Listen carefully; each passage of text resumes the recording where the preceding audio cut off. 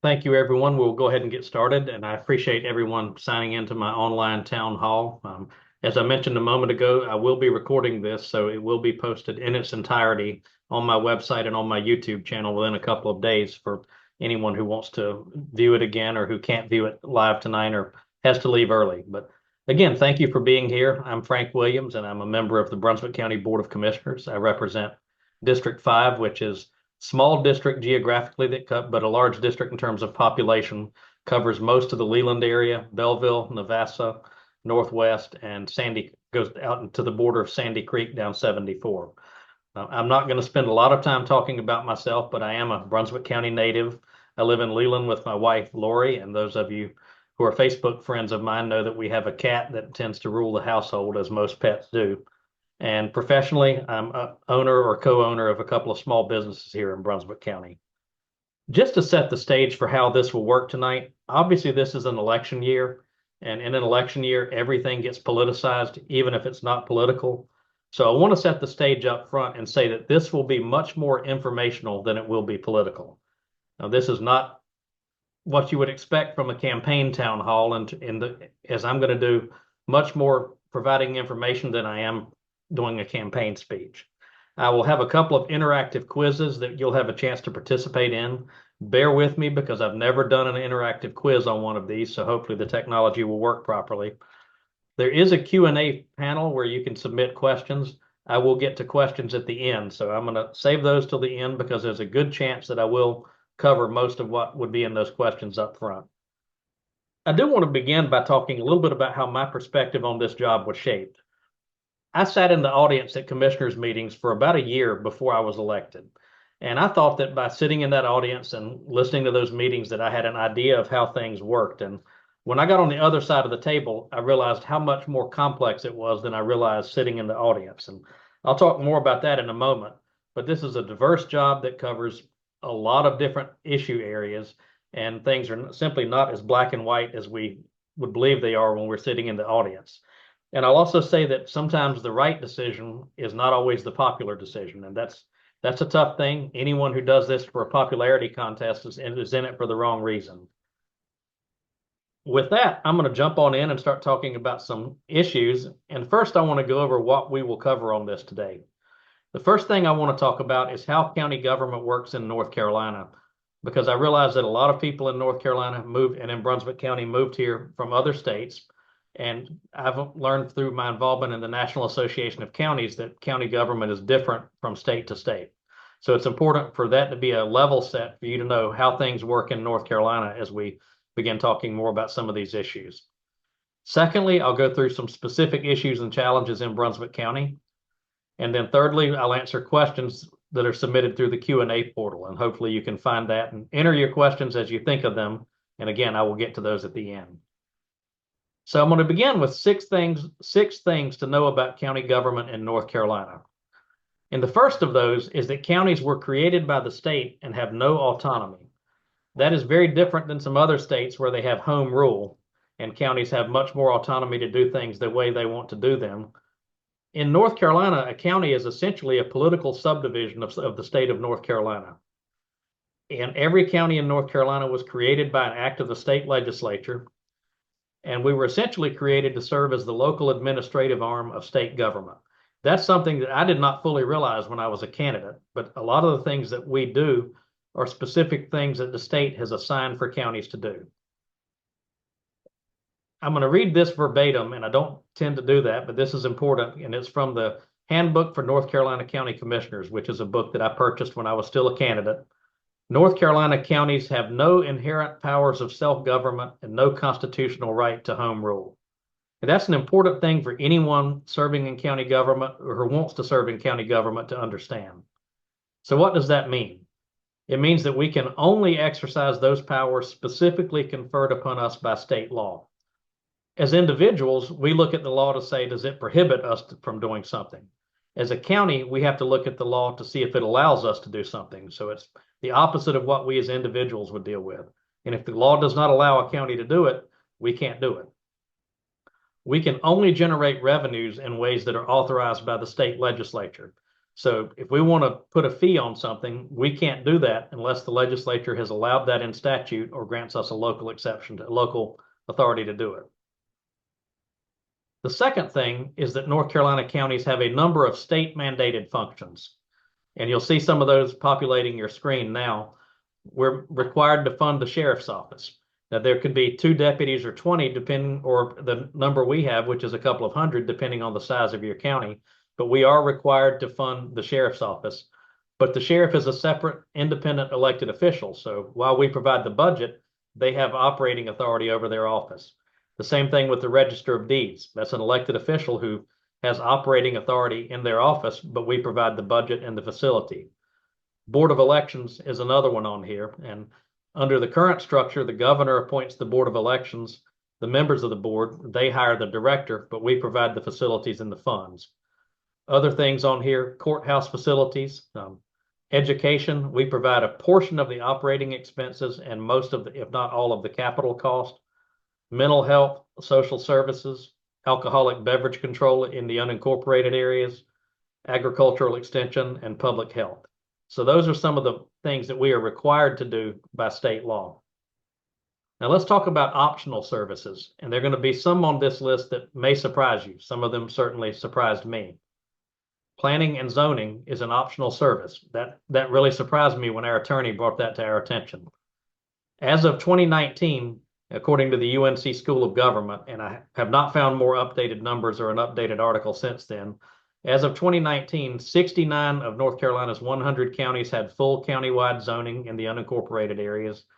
12 had partial zoning, and 19 had no zoning at all in the unincorporated portions of their county. And no zoning at all, basically, that's a free-for-all in terms of what you do on your land. Water and sewer is an optional expense on paper, but it's one of the biggest things that we do in Brunswick County. Solid waste collection and disposal is an optional service, but I'm pretty sure if we cancel trash pickup, you guys would not be very happy with us. Fire protection, we typically contract with volunteer fire departments to provide that, and we have a fire fee system. But on paper, again, on paper, that is an optional county service. Hospitals.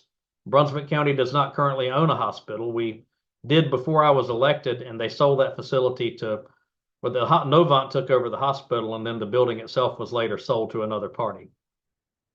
More optional services, ambulance and rescue. Obviously, that's something that Brunswick County participates in, but in some counties, it's run by the volunteer EMS departments. Airports, parks, libraries, art galleries and museums, and animal protection and regulation are some of the optional services, but they're things that most counties do most of these, and we certainly participate in most of these here in Brunswick County. The third thing is that county government impacts your daily life far more than what happens in Washington or even in Raleigh. We set your property tax rate for the county. Obviously, we don't set the town property tax rates, and I'll talk more about that later. Public safety through the sheriff's office, regulations and ordinances in unincorporated areas, and I'll talk more about the Brunswick County's towns in a moment. Trash pickup. Those are just a few of the things that we do that affect your daily life. And the most challenging speech I've given as a commissioner was explaining this to a group of middle schoolers at Leland Middle School on career day when I was competing with a fire truck, a police car, a professional soccer team, and someone from the battleship. So I had to explain this in down-to-earth terms that those kids could appreciate. And I think I was able to do it by pointing out that when you flush your toilet, the water goes to the sewage system, and we provide the sewer. We built the school building you're currently sitting in, things like that. So it had to be very practical, but the fact that I was able to relate it to something that middle schoolers could understand shows just how day-to-day the things that we do are. The fourth thing to understand, and this is different than some other states, is that in Brunswick County and in North Carolina, an individual commissioner has little real power. We are structured as a board, an elected board, and we're part-time. And that is by design. It's assumed that commissioners are going to be working or otherwise engaged in the community and that this is not a full-time job. I know in other states, New York, New Jersey, they have full-time county executives or supervisors. They have in California full-time supervisors, a board of them. Each supervisor makes more than every member of our Board of Commissioners put together, and they have more staff than our North Carolina State House and State Senate members do. So it's a very different structure from county to county or from state to state across the country. But here in North Carolina, we are governed by an elected board that's comprised of part-time commissioners, with there being 5 of us in Brunswick County. Individual commissioners have no power. Power is delegated by state law to the Board of Commissioners, which means we make decisions in public meetings where we set policy and take action, and it requires a majority vote to do that. The way this is structured, it also prevents any one commissioner from acting beyond the scope of their office. And one example of that is I can't go tell a department head or our county manager, do this or do that. That direction has to come from the board. I can't tell a department head anything because they report to the manager, not to me. I can't set policy. We as a board can set policy, and we have to work as a board and vote and go back and forth to get things to the point that we have a majority vote to do that. It's similar to a board of directors, and the analogy I use is county commissioners are the board of directors. We hire the county manager, who is essentially our CEO, our county attorney, who is essentially our general counsel. And the county attorney is a very important role because they advise us on, are we complying with the state laws that I mentioned earlier? And the Board of Commissioners hires the clerk, but we have it structured now where the manager manages the clerk on a day-to-day basis. Going a little deeper on that, the county manager hires and oversees department heads. So, for instance, if somebody on this call had a specific complaint about something one of our departments did, if you bring it to me, I'm going to take it to the county manager and let them take it from there. Because if I went straight to that department head, I would be overstepping my authority as a commissioner. So if you bring me that, I'm going to take it to their supervisor and I'm going to follow the chain of command. In a big picture description, the commissioner's job is set policy, adopt the budget, and provide strategic direction. And the county manager's job is to run the day-to-day operations of county government. In states where you have a county executive, you essentially have an elected county manager that runs the day-to-day, and that's a different model than we have here. Now, I'm going to talk a little bit about county roads, and I'm going to try this poll that I mentioned a minute ago, and I'm going to launch a poll and give you guys a chance to participate in that. So you should be seeing this poll pop up, and it will give you a few minutes to. The question is, how many miles of county roads are there in Brunswick County?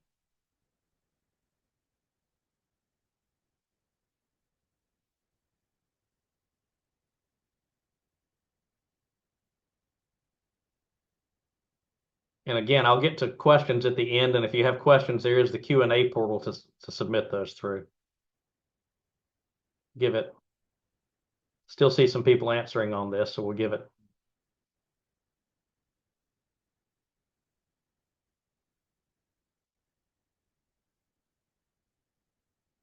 We've got 71% turnout from the people on here so far. So if you haven't voted and want to cast your vote in this, go ahead and we'll give it about another 10 seconds.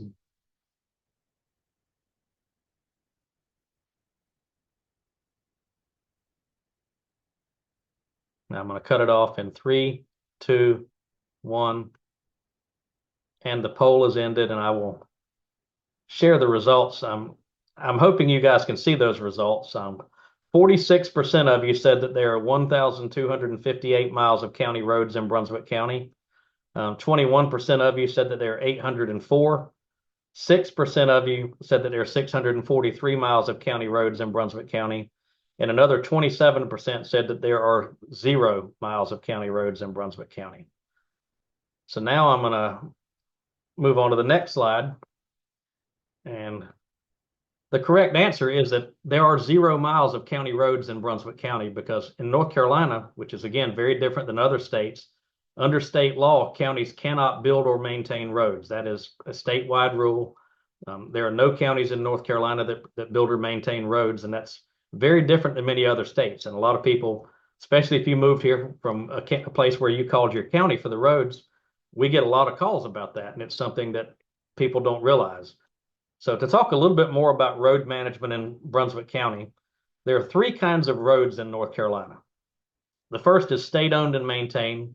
Highway 17, US 74, 76 are state-owned and maintained roads. If you live in a town, there may be roads that are owned and maintained by your city or town.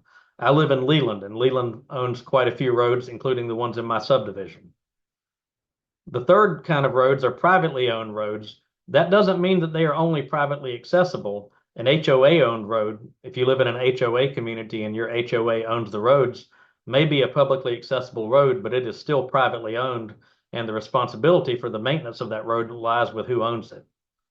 So those are the three kinds of roads in North Carolina: state-owned, municipal, and privately owned. The following I'm going to read word for word because it came off of our county website. Taxes paid to Brunswick County do not pay for any road maintenance or the construction of new roads. Brunswick County does not have control over road access, maintenance problems, the building of new roads, planning for new roads, or the upkeep of stormwater and ditches along roadways, because those are the responsibility of the DOT or whoever owns the road. I can tell you that there's a problem statewide with what's called orphan roads, which is the situation where 30 years ago somebody built 10 houses, dedicated a road to the public right of way, but didn't leave anyone in charge of maintaining that road. And there is some discussion at the state legislature about ways to handle that, and it's priority for the Association of County Commissioners that we discussed this weekend. And you may live in an area where you have a road that is in front of your house that's a privately owned road that you may not even realize you or your neighbors are responsible for maintaining. But the challenge is we as county cannot use private money to fix, or public money to fix private property unless there's an emergency situation like an EMS vehicle needs to get down it. And then we're not going to build it to state standards. We're just going to get it where the EMS vehicle could get down there. And that, again, that's an exception rather than a rule. And I'll discuss transportation and how roads are prioritized in North Carolina and what role we do play in much more detail in just a moment. Moving on to the last thing, before I get to it, I want to point out that Brunswick County is home to 19 cities and towns, and you can see them on this map. And they range from small towns like Northwest and Sandy Creek to Leland, which is now around 25,000 or more people, and everything in between. And this will play into things we talk about as we move forward, but it's important for you to know that we do have the most municipalities of any county in North Carolina. There are a couple that have no towns at all, but this affects the way we do business as well as what we can do. So the sixth thing about North Carolina counties is that counties and cities and towns are different forms of government in the state. Counties have a lot of state mandates, which I mentioned earlier. Towns do not have those. Towns can own roads. Again, counties do not own roads. Counties do not have control over what happens within a town as far as their tax rate, their ordinances. They fall under the state just like we do. So they are accountable to the legislature just like we are. Cities and towns have their own development ordinances. And while some municipalities do contract with the county to administer their planning, I know the city of Northwest contracts with our planning department to administer their planning. They have their own planning board and they adopt their own rules, which we administer. But again, it's their rules, not ours. So if you go back to that map, we could have 20 different sets of planning and zoning rules in this county, depending on how different each towns are. And you can, here in Leland and Belleville, drive just down the road and you go from one jurisdiction to another 2 or 3 times. And I say that just to point out that we have control over the zoning and planning in the county, but not in the towns. The way I view it, and this is in my view of it in layman's terms, is that cities and towns were created to provide additional services above and beyond what the county does in a more concentrated geographic area.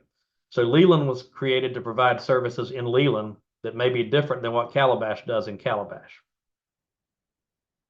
And counties certainly work with towns and partner with them when appropriate to do so, but we have a different job description, and it's not our job to prop them up or their job to prop us up. We work together where we can, but we have different roles that we play in terms of what we do.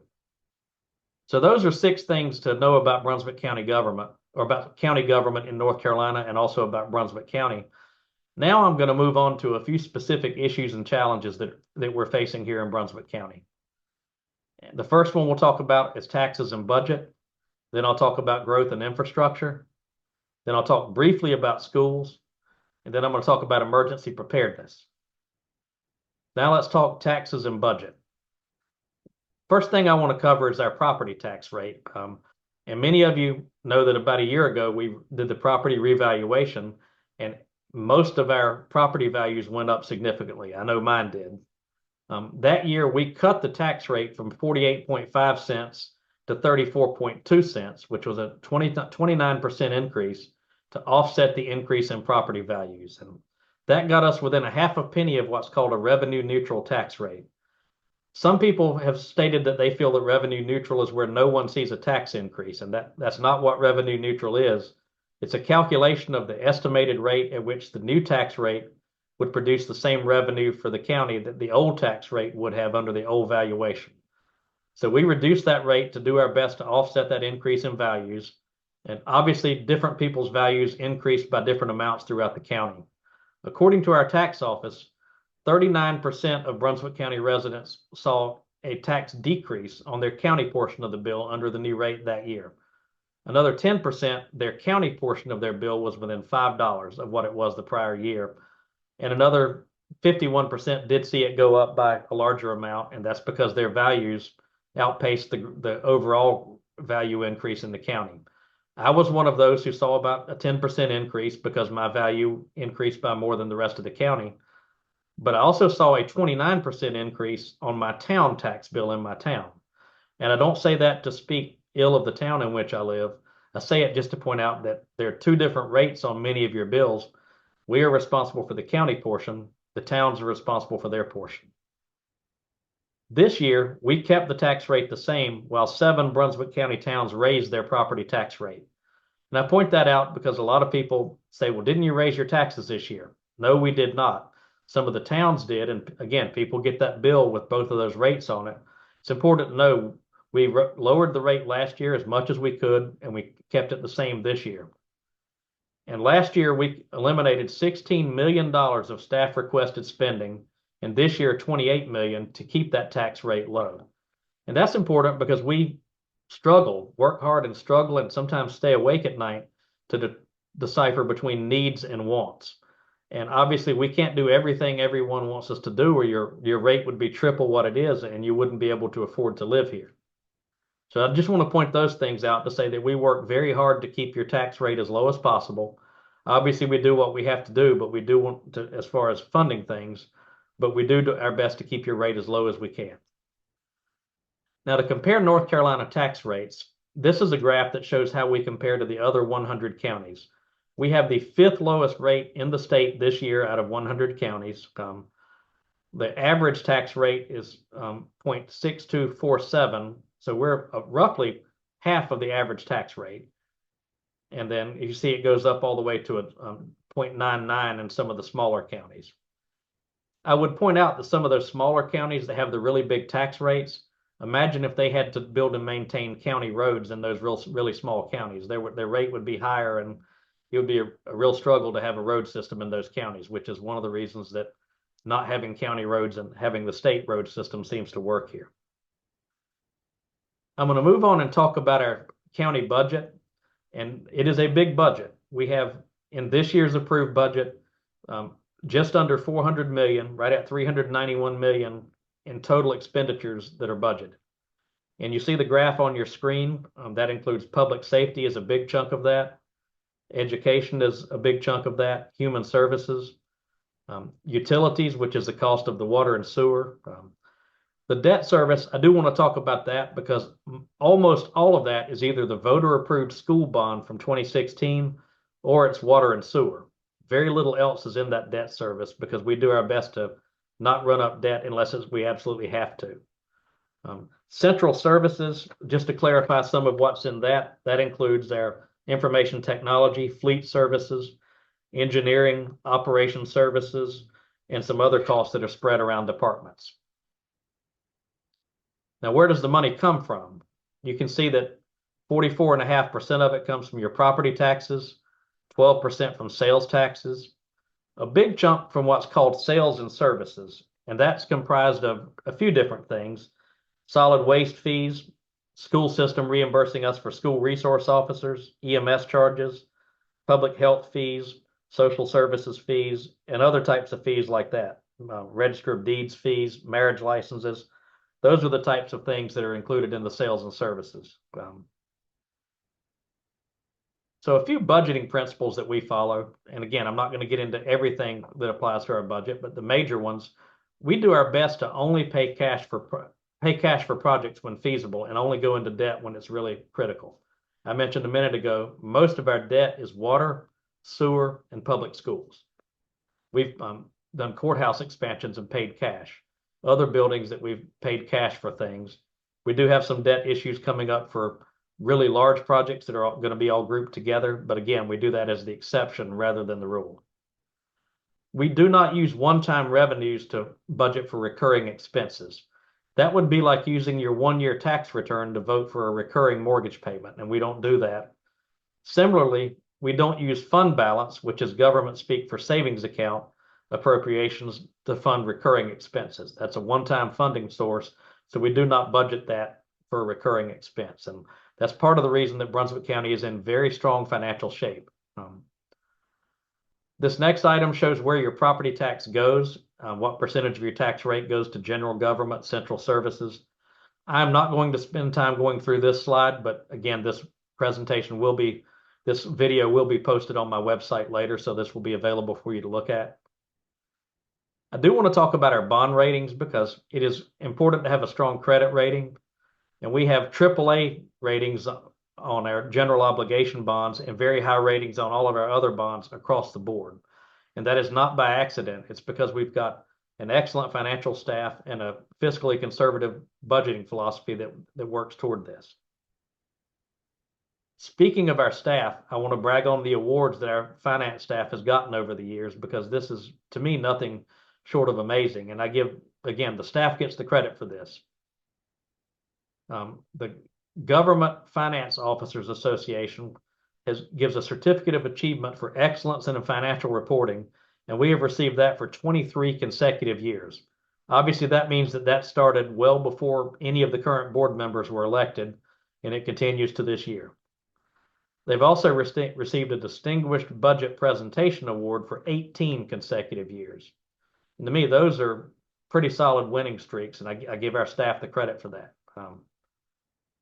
For the first time, we also received special recognition that our capital improvement program received special recognition for achieving the highest possible score in certain categories within that awards program. And this was the part that I found to be truly amazing, is that our staff was one of only 24 entities nationwide, the only county government nationwide, and the only governmental entity in North Carolina to receive that recognition. So that's, again, if you see our finance staff, congratulate them for a job well done. Now I'm going to move on to growth and infrastructure. And again, if you have questions, you see the Q&A portal, type your questions in there, and I will get to those at the end. I want to start out by talking about timber, because this was a statistic that surprised me when I found it out. And when I heard it quoted, I wasn't willing to quote it until I double-checked it myself.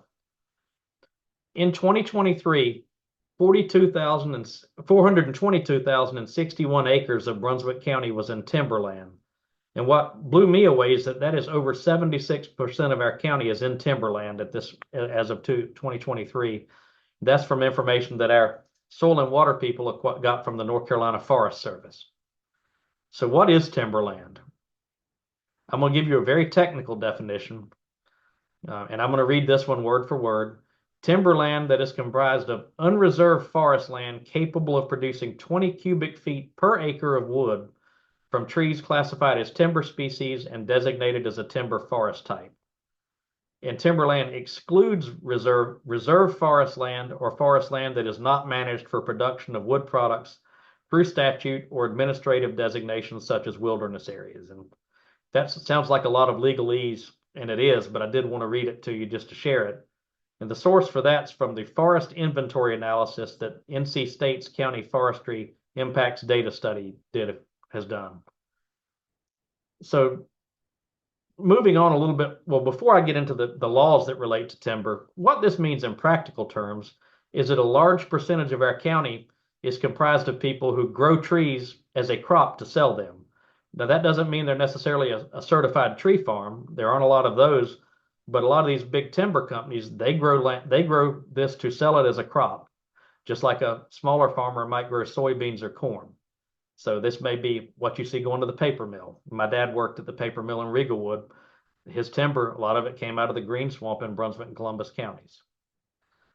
So to talk about a couple of state laws that relate to timber, but also transition into development. Statutes for local regulation of development and zoning are in North Carolina General Statute 160D.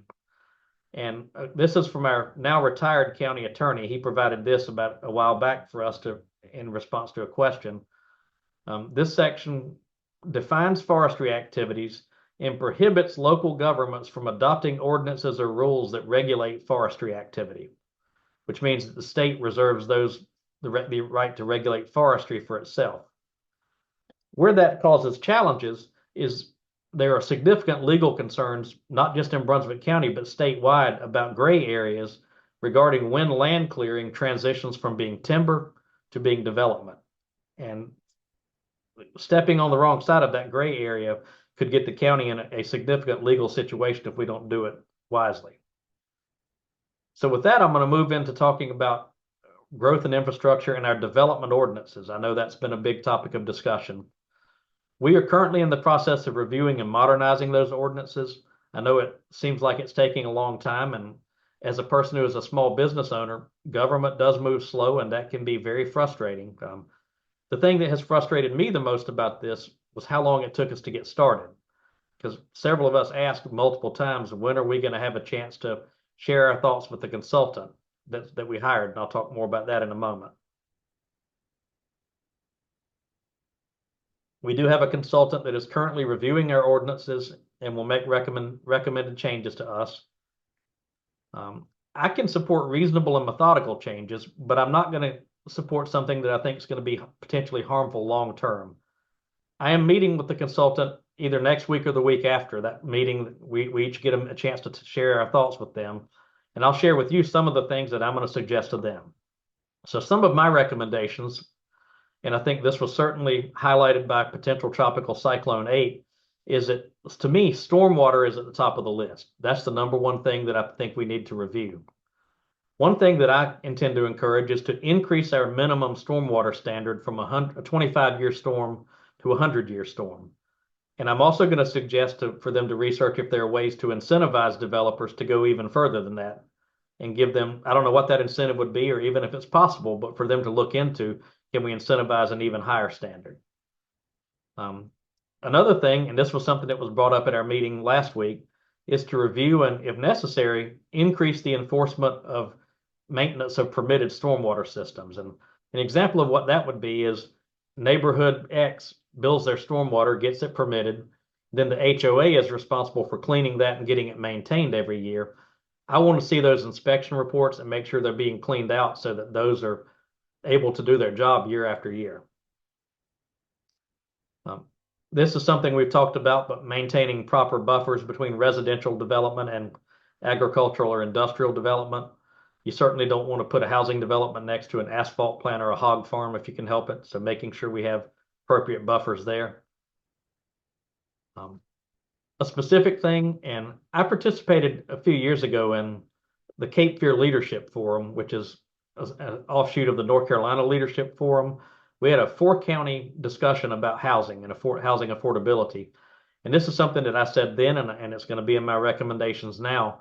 Improve housing affordability, which is a major challenge here, by encouraging diverse housing options, including workforce housing.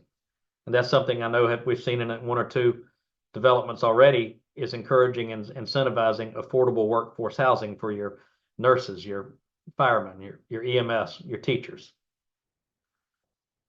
This is something that we already have in place, but we have to make sure we maintain it. Ensure that every new development either has a funding mechanism and a responsible party to maintain the roads within that subdivision in place, or builds them to state standards and either turns them over to NCDOT, or if they're within a town, hopefully the town would accept them, but that again would be a town issue, not a county issue. Another thing, if you have a major subdivision, they need to have interconnectivity within there so you don't see a driveway coming out of every single house onto the main road. If you drive from here through Delco, you see driveway after driveway after driveway. We need to limit the number of driveway connections and have interconnectivity within things so that people can get around without all having to get out on the main road every 50 feet. Ensuring that developers continue contributing to water and sewer infrastructure, and I'll talk more about that in a moment. And also working with NCDOT to ensure that developers continue contributing to the cost of stoplights and intersection improvements. And I'll talk more about that in a moment.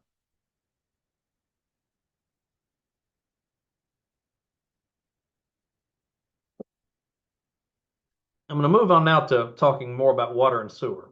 And that is one of the biggest pieces of infrastructure for which county government is responsible.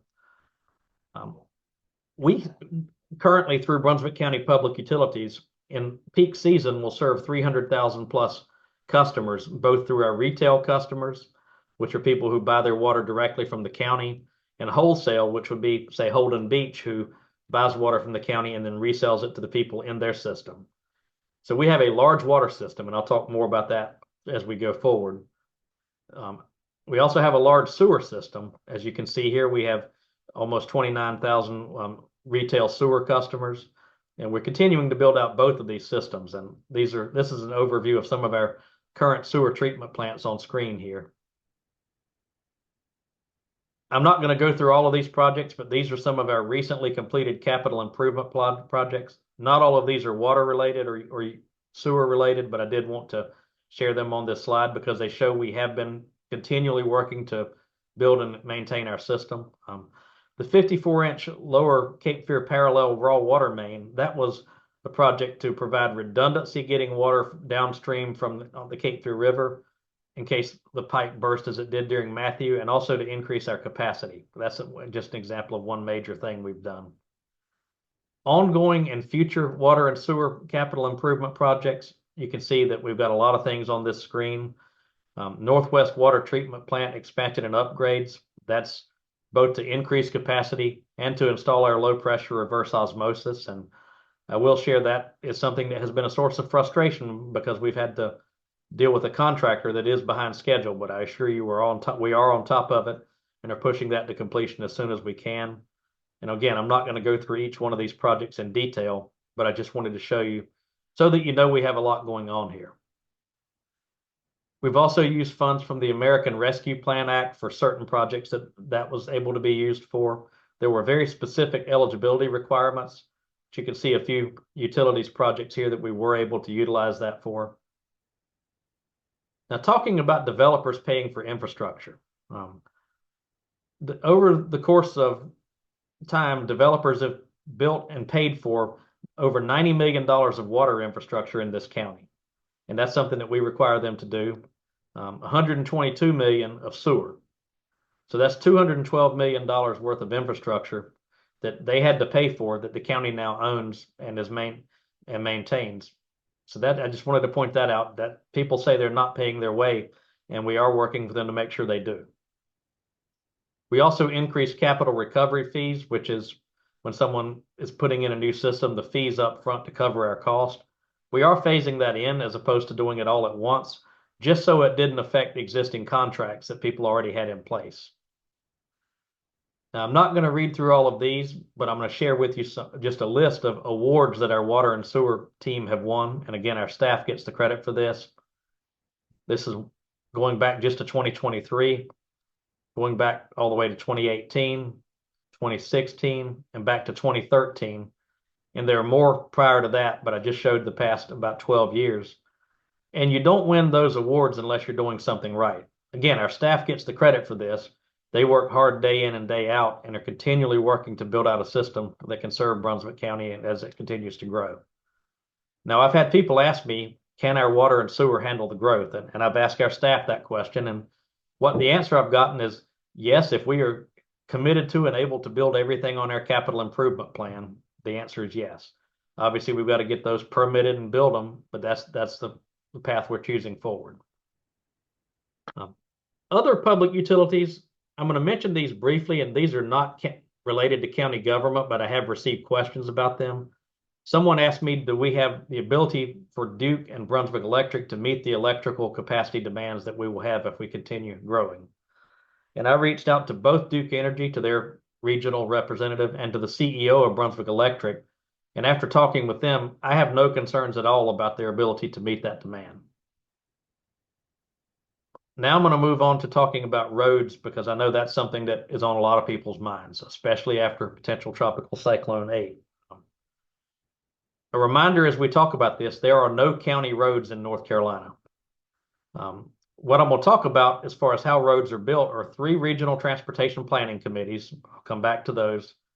NCDOT's prioritization process, which is the process by which state road projects are selected and funded, and some of Brunswick County's priorities and projects we've been able to get funded here.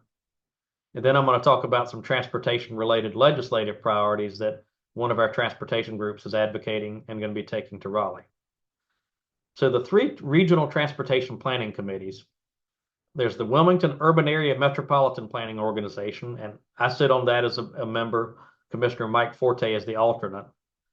The Cape Fear Rural Planning Organization, and I sit on that, and I've been the chair of that since 2014, and Commissioner Forte is also on that. Then there's the Grand Strand Area Transportation Study, also known as GSATS, and Commissioners Thompson and Sykes are involved with that. This is a map of where they're located. You can see the Wilmington MPO comes into Leland and covers just a small portion of Brunswick County. Grand Strand GSATS comes in and goes through Carolina Shores over to Charlotte. And then the Cape Fear RPO, the Rural Planning Organization, covers the rest of the county. So we do have 3 regional transportation planning groups that recommend projects. Now, I'll talk about how we functioned on those in a moment, but NCDOT's prioritization process, this is a process that was created in a law that was passed by the legislature a number of years ago called Strategic Transportation Investments. Basically, this is a data-driven process intended to take politics out of road selection. And the reason they did that is many years ago, we would have a nice, big, expensive road get built in the middle of nowhere and connect next to a DOT board member's farm that happened to have a friend in the DOT department or something like that. That's the example that I've heard. Now, I'm not going to cite a specific case of that because I don't know, but that's the rationale that I was given to take that kind of favoritism out of it and make it purely data-driven or mostly data-driven. There are 3 tiers in this. The statewide tier is big projects. It's 100% data-driven, and that's 40% of your total available transportation funds statewide go into that statewide tier. If we submit a project and it doesn't get scored high enough to get funded there, it can cascade down to what's called the regional tier, but we also submit smaller projects there. That's 70% data and 30% local input, which comes partly from the boards I just mentioned and partly from DOT. And that's 30% of your available funds statewide. And then the final tier is the division tier, which is basically Brunswick County, Pender County, New Hanover, and 1 or 2 others. 50% data, 50% local input, and 30% of the available funds statewide. Now, in each one of those, the local input is 50% the points that we provide on the boards we sit on, and 50% what the DOT division office thinks is a good project. So only part of that comes from your elected officials. This is a visual of that process. And you can see statewide is address significant congestion and bottlenecks, big projects. Regional, improve connectivity within regions. And division needs address local needs and typically smaller projects.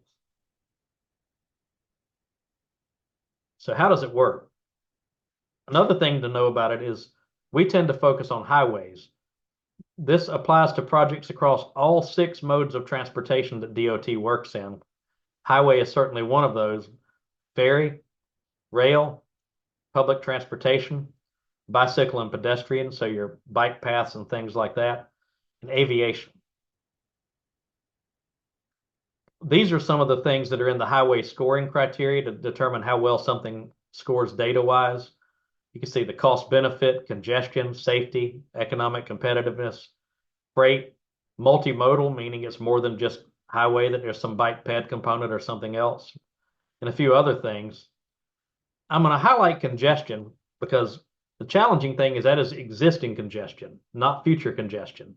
So for this to score well, sadly, it already has to be congested. And I'll talk more about how the projects tend to fare in a moment. Safety is also up here, but it really does not take into account things like evacuation routes. And I'll talk more about that in a moment as well. So what is the commissioner's role? Since we don't build roads, what role do we play? As I mentioned earlier, we serve on those regional transportation planning committees. In those capacities, we suggest projects during each round of prioritization, and their deadlines, usually you submit them about 2 years before you actually assign points. In Brunswick County, especially on the RPO, we've worked with stakeholders to identify those top Brunswick County priorities. We had a meeting just about a week ago with representatives from the towns in the RPO area, and we had most of the towns present, where we discussed what are our top priorities and what are we going to try to assign points to, and what actually has a chance of getting funded. Once we've done that, we work with the RPO and MPO staff and DOT to say, okay, it's our priority, but does it actually have any chance of getting funded? Is it going to score well enough? Because we don't need, even if we really feel strongly about a project, to waste our scoring on it if there's something else that actually might get funded and this one has no chance. That's a challenging game we have to play. So we assign points at the regional and the division tiers. Again, the statewide is entirely data driven. And then after all of that, DOT has the final say based on the STI law. So what are some of our priorities in Brunswick County? For the past about 7 or 8 years, if not more, at the RPO, our number one priority has been the 211 widening, which obviously is underway but temporarily on hold due to the effects of PTC 8. And we're having to prioritize that in phases due to the cost. If we tried to get the whole thing done at once, it would be so big there would be no chance of getting it funded, and that's why we've broken it down into phases. Another one is the converting 17 and 211 intersection into an interchange, which is an overpass. Midway road widening is on our list. I think it probably falls behind 211 in terms of how it's going to happen, but it is on the list that we keep pushing. Up here near Leland, out toward Northwest and Sandy Creek, at US 7476 and Mako Road, converting that to an overpass because they've had a lot of fatalities there, to try to increase safety there. And some improvements to Highway 87 in Boiling Spring Lakes. This is just a partial listing. These are some of the major ones that jumped out. If you have a suggestion, a very specific suggestion, send it to me and I will try to include it in the next round of prioritization. And you can send it to me at commissionerfrankwilliams.com using the contact form. Some projects we've actually gotten funded in Brunswick County. The 211 widening project. In phase one of that, I was surprised to learn is the single largest transportation contract ever awarded in Brunswick County. I had to double check that when I was told that because I wasn't sure I believed it, but it was even bigger than 140, which is something that was in process when I got elected. Highway 133 widening up here in Belleville is something we pushed for, and part of that is done. There's still much more to be done, but they have been able to complete part of it. And numerous smaller projects. I'm not going to get further down into the weeds on those, but I share these to let you know that we are engaged in this process and we have had some success. A lot of people ask, do developers contribute to road and intersection improvements? And again, that's a DOT function since they are DOT roads, but the short answer is that DOT does have a process for determining what improvements they require developers to help fund. And they have an 80-page manual that I was sent yesterday that outlines that process. So obviously they've got a lot of nuances in that. I asked them if they had a dollar amount of what they've been required to what developers have been required to do in Brunswick County, and they said they do not track it that way. But the short answer is they do require them to do that. So what are some of the challenges we face with transportation? One, I can tell you that there are far more projects that on the list that we submit than there is available state funding to do those projects. The cost of construction has gone through the roof, and that is something that has really run the cost of these projects up and actually put some DOT divisions in the red. And that's the next bullet. Some DOT divisions actually have negative funding available because of the cost increases on other projects. So those are just a few of the challenges that DOT is facing. So I mentioned that I'm the chair of the Cape Fear Rural Planning Organization, And we looked around the state and could only ever find one other RPO that has a legislative advocacy agenda. So we decided to adopt some legislative goals that we just adopted this past week that we are sending up to our legislators. And I will go through what those are. First one is to seek legislative changes. And the word seek is important because that's active. That's not waiting for it to be brought up. That's something we're going to request. Seek legislative changes to include evacuation routes as a safety scoring factor in the prioritization law. That's something I know we've heard a lot about in Brunswick County. This is not the first time it's been raised, but we're going to continue to raise it, and hopefully one day it will get some traction. Another one, seek increased funding for maintaining drainage ditches for which NCDOT is responsible. So those are your DOT ditches along state-owned roads in counties that are subject to the North Carolina Coastal Area Management Act. And the reason we put CAMA there, Coastal Area Management Act, is those are areas the state regulates differently because of the fact that we're low-lying and in a coastal area. So why not use that as the overlay for where we need to make sure the ditches are clean? Ensure that NCDOT has a strong emergency reserve fund to complete repairs following natural or other disasters. And I underline this just to bring it to attention, especially those without a federal disaster declaration, such as potential tropical cyclone 8, without depleting funds for projects in development or under construction. So the short answer there is an emergency fund to fix things damaged by storms without taking away from other projects that are planned. And I'll come back to potential tropical cyclone 8 in a moment and talk more about that. But right now, it has not yet reached the threshold to be declared a federal disaster, so there may not be FEMA money coming for that. The next goal is request that the North Carolina General Assembly reject proposals which would transfer responsibility for maintaining the state's road system to local governments. The state needs to maintain the state roads is our position. And this one was submitted by the town of Southport. Requests that the North Carolina General Assembly reject proposals which would weaken or dismantle municipal Powell bill street maintenance funding. And that's more of a town issue. We don't deal with that at the county level, so I can't speak to the technical aspects of how it works, but we did include it at the request of our municipalities. So those are the legislative goals that we will be submitting up to the legislature in the next few days here. And these were unanimously adopted at our meeting this past Thursday. Moving on to schools, and I'm not going to spend a lot of time here because they do have their own elected board that makes decisions. I chose this picture of Lincoln Elementary School in Leland because it's the school I attended many years ago, many more years ago than I want to admit. But it's still there and still operational, and certainly appreciated the opportunity to go there. We do have an elected Board of Education, and it's important to know that they set education policy and subject to the state laws, just like we are. And people ask me about education policy, and my response is I ran for county commissioner, not for school board.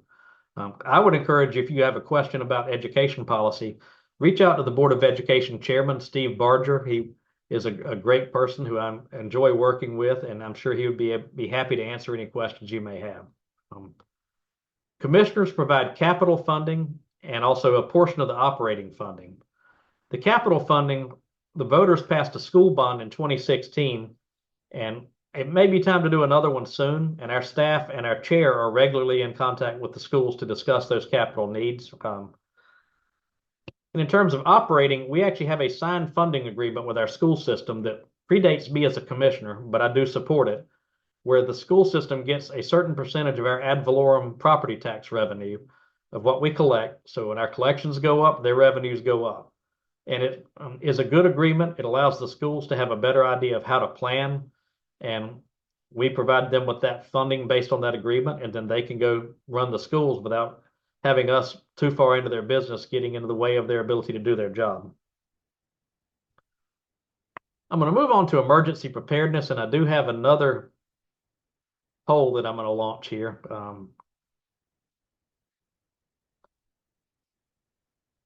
And I'll give you a moment here. Question is, did you live in Brunswick County during Hurricane Florence in 2018? And I'll give you a few minutes to answer that. And that's Hurricane Florence on your screen that you see on the slide.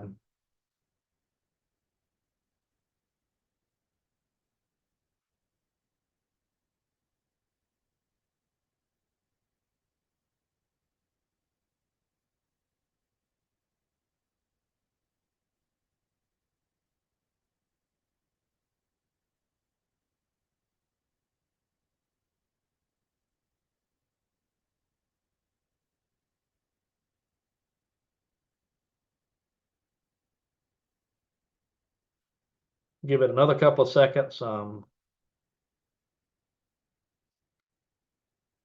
again, if everybody, while we're talking about like giving people a chance on that, if you have questions for the Q&A, submit them through the portal and I'll start getting to those momentarily. Yeah, I'm going to go ahead and end the poll. And 73% of you did live here, and 27% did not. And for those of you who did not, I hope you were somewhere well out of its way, because it was certainly in the Leland area, the storm of record as far as what I've seen. And I'll talk much more about that moving forward. Talking about emergency preparedness, I'm going to give you a little bit of my background on it. And I'm not sharing what I'm going to talk about to toot my own horn, but just to let you know my perspective and some of the things that I have dealt with in terms of preparedness. I was the chair of the board from 2016 to 2020, and certainly Florence was one of our unwelcome visitors during that time. We had Florence, Dorian, and Isaias. And before that, right about 3 months before I became chair, we had Hurricane Matthew. So we've had a busy few years with storms coming to pay a visit to Brunswick County. Every one of these storms was different in terms of its impact. And I will say that for me, Florence was probably the defining moment of my tenure as a commissioner, because not just being a commissioner, but being chair of the board during that, it was certainly something that really affected me. I was also president of the Association of County Commissioners in 2021 and 22. And my experience during Florence actually led to my presidential initiative, which was called 100 Counties Prepared. If you want to learn more about that, you can take a moment and scan that QR code that's on your screen, and it will take you to a website that has many more details of that. But that 100 Counties Prepared initiative was actually recognized with awards from North Carolina Emergency Management's Director, Will Ray, as well as the North Carolina Emergency Managers Association. And I say that, again, not to toot my own horn, but just to let you know I do have a perspective on this, and I'll talk a little bit more about that. And I'm getting ready to move to the next slide if anyone's intending to scan that QR code. I'm going to talk about potential tropical cyclone 8, and there's another QR code here that will link to my reflections I wrote a couple of days after that. But you can see this animated GIF on your screen. This little unnamed storm dropped as much rain in some areas in 12 hours as Florence did in 12 hours. Up where I live in Leland, we didn't get as much, but when you go just a little bit south to another part of Leland, Stony Creek and Snee Farm, and down to Southport, I remember during that morning, getting a text from someone in Southport saying, this is worse than Florence. And I say that to say every storm is different. And this one, it caught us off guard a little bit with the intensity. That morning on a call, National Weather Service said 3 to 5 inches of rain. No one predicted what came, and it certainly caught us off guard, and it knocked us down for a little while. But I give our staff credit for getting back up and working very hard to respond to this. And I give DOT a tremendous amount of credit for getting roads repaired as quickly as they have, because there was a lot of damage, followed a week and a half later by a lot of damage on the other end of the state. Now I'm going to talk a little bit about the mosquito spraying. And I've got a QR code here that will take you as well to some information on the county website. And I'll start by saying I am not a technical expert on insecticides. That is not my area of expertise.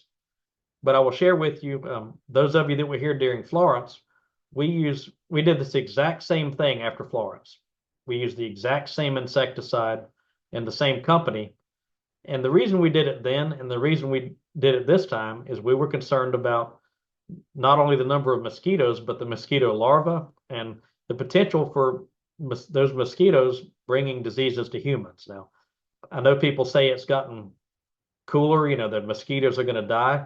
I've seen mosquitoes here as late as Thanksgiving, and it's certainly, it's cooling down, but it's not going to be below freezing. We would not have done it if we thought it was going to hurt anyone. I can assure you that. I live here. I spend time outside. I have friends that are beekeepers, friends that have outdoor pets, livestock, chickens. We certainly would not do anything if we felt it was going to harm you. We only did it because we felt that it would protect the public from mosquito-borne diseases. And again, I'm not a technical expert. If you have questions, please scan this QR code and check out the county website. You can also email me and I will connect you with the people who are experts, but I did want to go ahead and touch on that. Now, moving on to a little more about emergency preparedness, we do have a detailed emergency ops plan. This is a picture of the notebook on my desk earlier today. And as you can see, there are a lot of sheets of paper in there. And I'll come back to that in a moment. And we're getting fairly close to the Q&A here, but one of my goals is I think we need to seek to learn from every single incident we have and be better after every storm or every incident, whatever kind of incident it is, than we were before it. I am suggesting that we form a committee to review the after action report on potential tropical cyclone 8, and then we do it a little differently than we've done before. In the past, it's often been staff hires a consultant who brings us a report. I want the commissioners and others to be involved in helping develop that report. And I think at least one of the commissioners needs to be one of the ones in the areas that were most directly affected. And I'll say this, plans and after action reports are only worthwhile if you understand them and use them.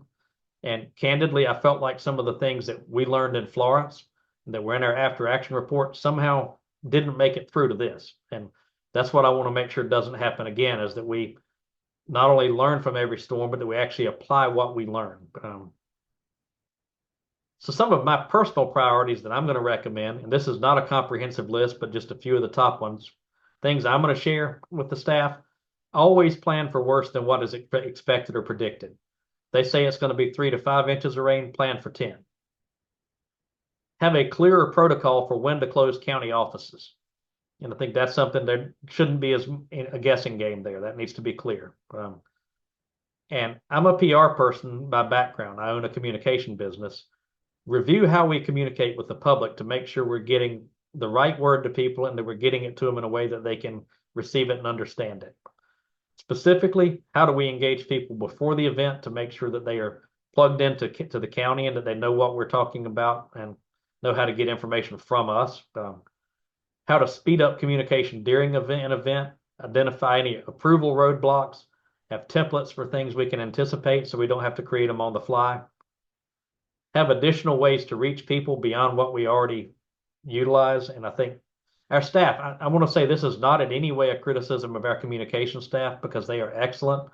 I feel like they're maybe overwhelmed and they may need some help. And that follows to the next bullet. Make sure we have the resources needed to make that happen. To me, one of the most important things we can do during an emergency is keep the public informed and know what's on the public's mind. And I think we have some room to improve there. With that, I want to say thank you all for joining. And I'm going to make a couple of comments before we move on to the Q&A. I see 20 questions in the portal, so I'm going to talk a little bit about the questions. I may not get to every question. If the same question's asked more than once or asked multiple ways, I will answer it once. If I already answered it in the presentation, I may not answer it again. I'll just mention that I've already covered that. I am not going to discuss campaign strategy, and I'm not going to talk about other candidates for county commissioner or anything else or public officials. So if a question is like that or is clearly trying to hit at those, I will not answer that question. And again, I thank you, and I've kept this as non-political as possible, so I'm going to jump into the Q&A here and see what we've got. And what I'd also do have 2 more QR codes on the screen if you want to sign up for my newsletter or just read more about my background.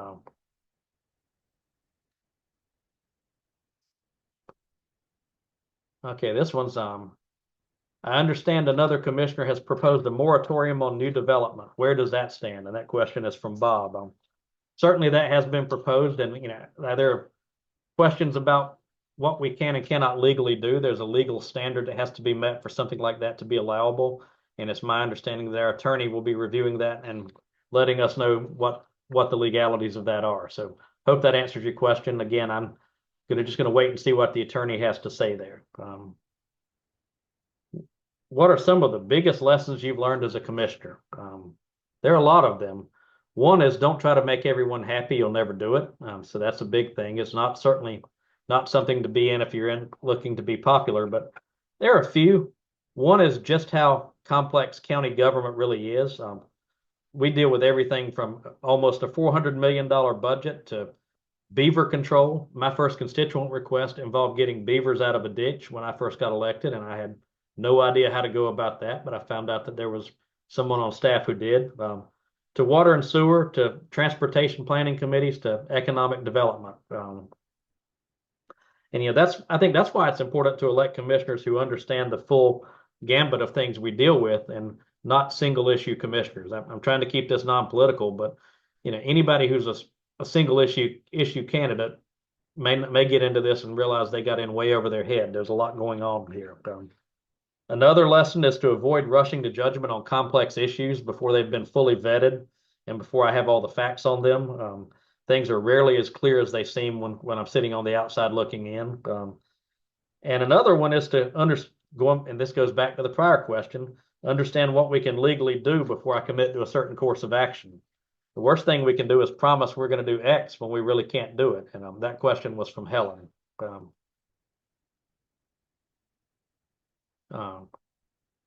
Next question says, thank you for the mosquito spraying. My grandchildren have not been able to play outside because of the mosquitoes. Question is, what can we do to facilitate state funding to improve or elevate some of our roads or highways? And that ties back into some of the things we already talked about the legislative goals and also prioritization. I think the big thing there is let your state officials know that. And we have good state officials who do a lot of good things for us.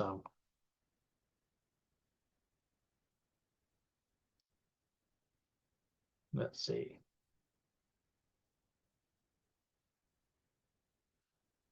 Some of these I've already answered. This one says, how many emails and phone calls did you all receive telling you not to aerially spray us? That's when we receive things on both sides, and I understand the fear about that. But again, it's the exact same thing that we did in Florence and that the county did back in Hurricane Floyd, and it was done for public health. And sometimes we have to make tough decisions that are not popular decisions.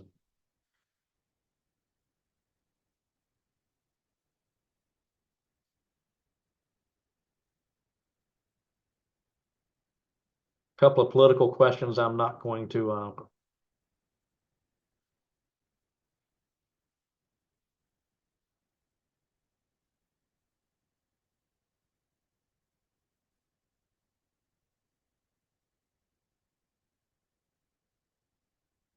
I'm reading.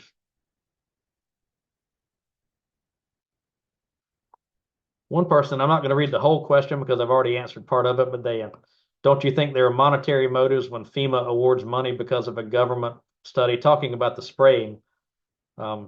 That's one where the money only reimburses us for what we spent. There's no profit on that. It covers what we spent, and sometimes it takes a few years to come in. And FEMA is a very slow process as far as getting some of those funds. I know places in North Carolina that are still waiting for reimbursements from Hurricane Matthew, which was 2016, and that is challenging.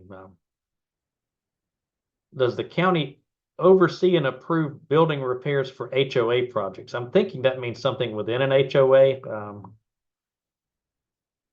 And I'm not entirely sure. I'm not entirely sure I understand that question. It's maybe the county and maybe the town as far as permitting, but if it's an HOA project, then the HOA would be in charge of the actual repair. So I hope that answers the question. Says there is a street through Sea Trail that needs a stop sign. Rita, if you can email me about that through my website, commissionerfrankwilliams.com, and let me know exactly which street, I will get it to whoever can handle that.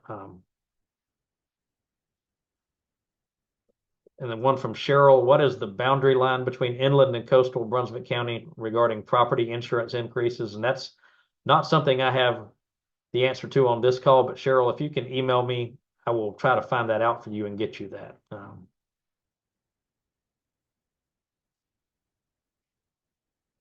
Understanding the county this is from Art, understanding the county does not own any roads. Could you give an update on the roads after the flooding?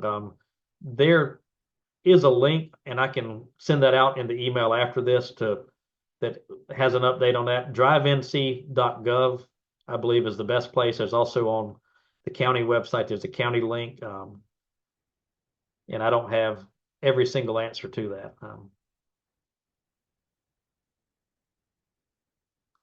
Got a couple of political questions. Malik, I appreciate the question, but I'm gonna try to keep this as non-political as I can.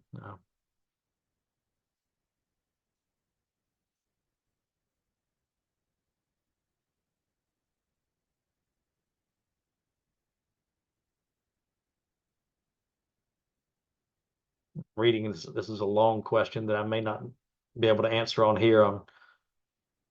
Mark, if you could email me that question, I don't know that I can answer that one on here, but I can certainly talk with you more about that and make sure I understand your question.